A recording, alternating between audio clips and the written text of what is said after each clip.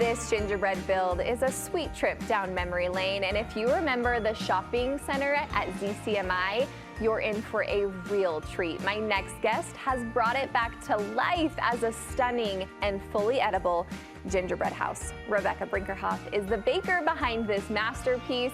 Welcome to Studio 5, Rebekah. We are oohing and awing and in all of the wonder of this gorgeous creation. What inspired this for you? Well, I am so excited to be here and so excited to talk about gingerbread.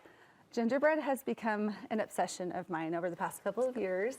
You can build so many cool things. And when I sat and I thought, what is special to me this year? My grandma worked at ZCMI, and growing up, she'd take me to the ice cream parlor. We'd go to the gift wrap station after we bought our presents. And also we'd go visit window displays with my family. And I've continued that tradition with my children. And it's just something that I go, you know, that's what I wanted to go for. And every year I try different techniques. And that's what I really love, is challenging myself and trying to figure out, what don't I know? What can I try to learn? And doing a gingerbread architecture project is a very challenging. My jaw's on the ground. I'm just like, it's amazing. How many hours do you think you've put into this?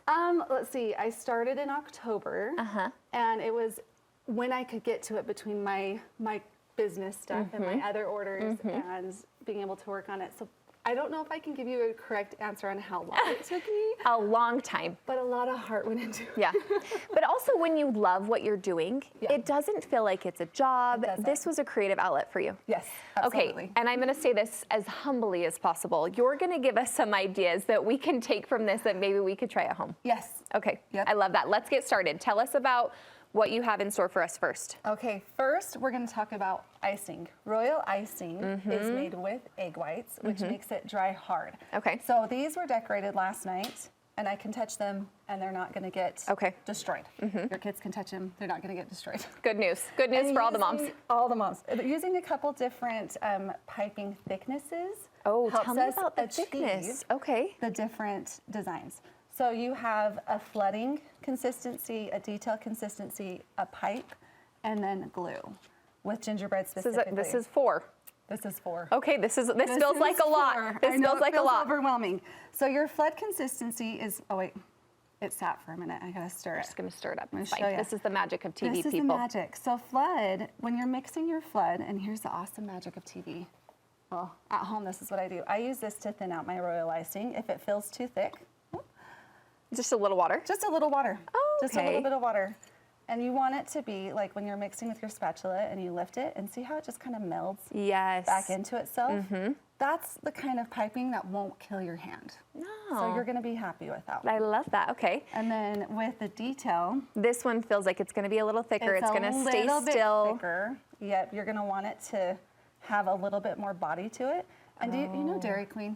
Oh yeah, I know Dairy Queen. You want that of course I know Dairy Queen. That little dollop on the top, that little like, whoop, that's what you want with the details. And that's where like when you do your dots or like finer details, it's gonna hold. Okay. So then it just so it's not gonna, so it's not gonna like, the flood is gonna fill in the whole area. The detail is just gonna stick right good. That makes sense, that makes sense. So like as we decorate with these, I'm gonna use this side. Okay. As we decorate with these, your details are what you're gonna be doing like a loop-de-loop, and see how it just holds its body and holds its shape. It's mesmerizing, isn't it? And it's so relaxing to me. So you can do scallops with your detail, and then you go with your flood to fill it in. Okay, so then you'd find a space, you'd kind of cap it off, and then you go into flood. Yes, if I tried to flood with my detail, I'm gonna kill my hands. It's gonna be, and you're gonna be frustrated. And it's not gonna look pretty. It's not, it's gonna look bumpy. And so then you're gonna go in with your flood and just fill in your dots. Oh, it's so and it just kind of falls. And especially since these are gonna be side pieces, see how it's kind of falling on the side? You can take your finger and straighten that so it stays flat. The best tool that you have. Yep. Best tool. I love that, I love that. Okay, the next thing we want to talk about, which I was really interested in, and it feels intimidating, I think, to most of us, isomalt. Isomalt. You love isomalt. It is the coolest thing out there in the baking world. It is I'm ready to be convinced. It's amazing. In the baking world. So it's amazing. I want to show you this. You can buy isomalt. It comes in 2 different ways. You can buy it packaged in powder form and it's not cooked. or you can buy crystal form that is cooked. Oh, and what's the difference? What one do you prefer? I prefer this because it's cheaper. Great. That's all we need to know. Cheaper, and it's actually really quite simple to cook. Okay, show us. I will show you. So you take your pot, you just dump the whole bag. It's a 1-to-4 ratio. The whole bag is 16 ounces. Okay. So you're gonna mix half a cup of water. If you use a different brand, it might be different, I'm not sure. Right, follow the instructions, Follow people. the instructions, and you're just gonna kind of mix it around till it kind of coats with that water. Okay. And you want to just get all of it coated with the water. And is it going to just melt down into this clear beautifulness? Yes, it is. Okay. So the best way that I have found is you're going to take this on your stove, and then you're not going to touch it. And then you're not going to touch it. And you can use a candy thermometer, or I actually prefer this, oven thermometer. Interesting. Because it's safe for the heat. You just dump that in your pot, and you set your temperature. I set it at 315.